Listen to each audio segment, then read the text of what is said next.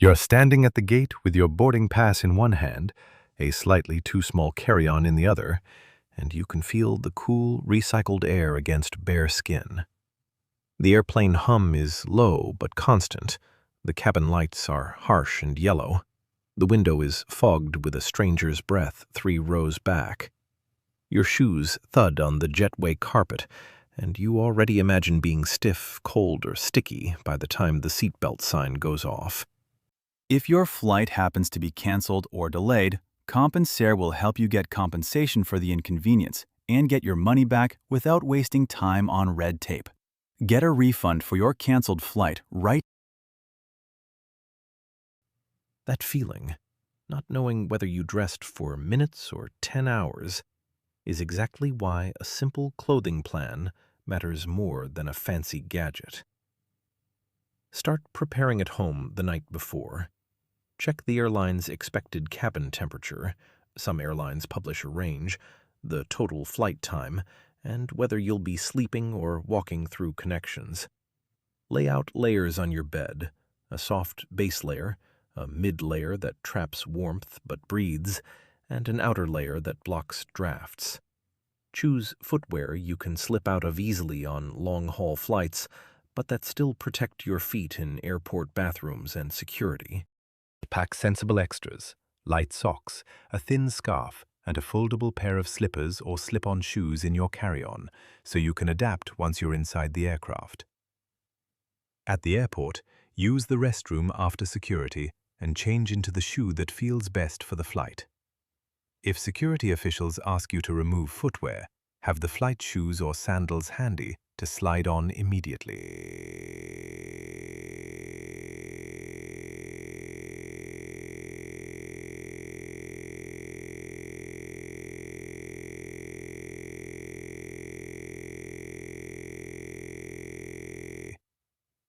Confirm seat assignments on your airline's app and peek at the seat reviews for whether your row tends to be drafty, near the galley, or by a lavatory.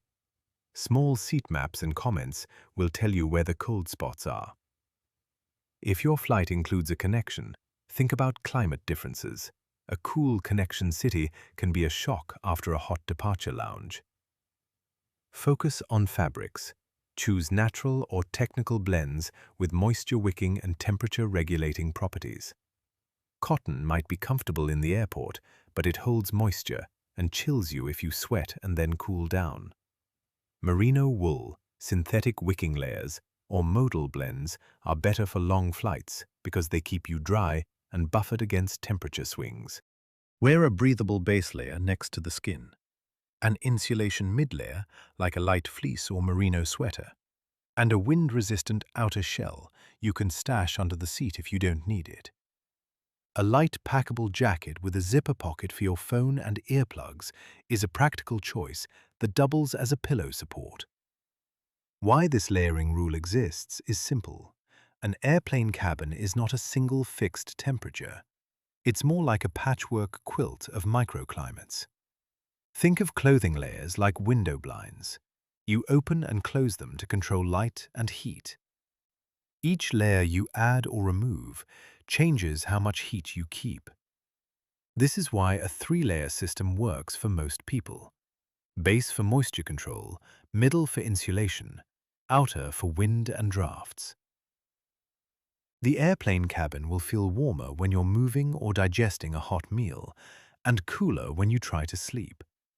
Layers let you respond instantly.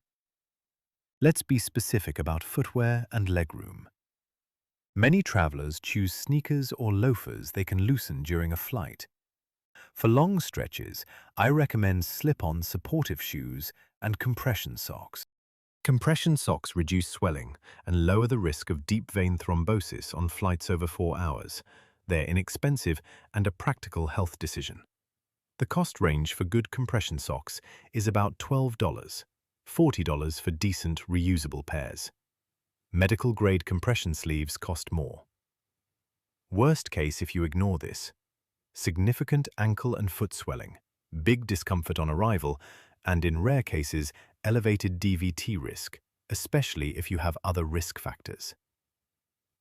Accessories matter more than you think. A small neck pillow that supports your chin and a lightweight eye mask will pay dividends on intercontinental routes. Noise-cancelling headphones are a quality-of-life purchase if you fly long-haul more than once a year. Bring a thin, packable blanket or use the airline blanket only if you trust its hygiene. Otherwise, your own micro-blanket folds up small in a carry-on and costs $10, $25. Sunglasses help during daytime flights and bright layovers. A hat or beanie helps retain heat if the cabin is chilly. Now, cost and risk. Dressing badly is free but costly. The cheapest mistake is wearing sweat-soaked cotton and ending the flight uncomfortable. Cost equals bad sleep and cranky arrival. The real risk scenarios include missing a connection because you had to run barefoot after removing shoes in security, or having to pay for an overpriced in-flight blanket or slippers. A lost or jammed zipper on a carry-on sweater might force you to buy a replacement at an airport kiosk for $30, $60. Comfort buys are mostly under $50. A pair of travel slippers, $10, $25, a compressive sock, $12, $40, a good neck pillow, $20, $50, and a packable jacket, $40, $120. For most travelers, investing $50, $100 in a small set of targeted items eliminates the majority of discomfort problems. The single most practical solution is to dress in layers with easy footwear and pack 3 small items: a compressive sock or sleeve, a packable light jacket, and a small emergency pair of slip-on shoes. Keep them in your personal item, not the checked bag. If you're trying to save space, use the inside of your jacket to stash a thin travel pillow or socks. Roll clothes tightly and use a compression cube. Before boarding, loosen shoes, slip on compression socks if you routinely swell, and stow heavier accessories under the seat in front of you so you can reach them during the flight. Many useful links can be found in the description. A short mid-flight checklist. 1. Loosen shoes and remove tight belts. 2. Put on eye mask and earplugs if you plan to sleep. 3. Drink water regularly and avoid alcohol late into the flight. And 4. Stand and walk every 60–90 minutes on long flights. If you're prone to getting cold, button or zip your mid-layer early. The galley and door areas are often several degrees cooler. If you're prone to overheating, unzip and remove the outer layer and tuck it into your carry-on. Now, a practical rule about security and footwear. Many people remove shoes in TSA or equivalent security lines. Don't make the mistake of putting your travel-only slippers on before you reach the gate.